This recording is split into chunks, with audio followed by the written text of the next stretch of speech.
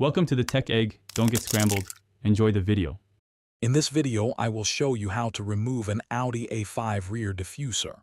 First, gather your tools, including a trim removal kit and a T25 Torx bit. Safety is paramount, so ensure your vehicle is securely supported on a lift or jack stands. Always wear safety glasses and gloves to protect yourself during the process.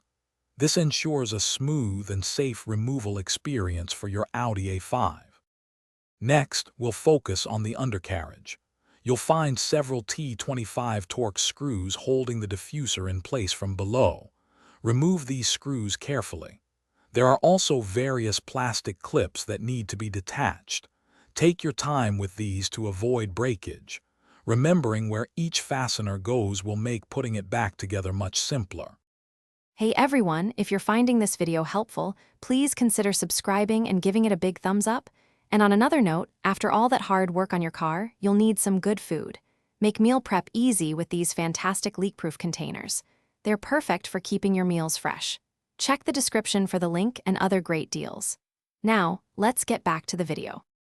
Now, let's move to the wheel arches and sides. Open your trunk and remove the two T25 Torx screws located near the latch.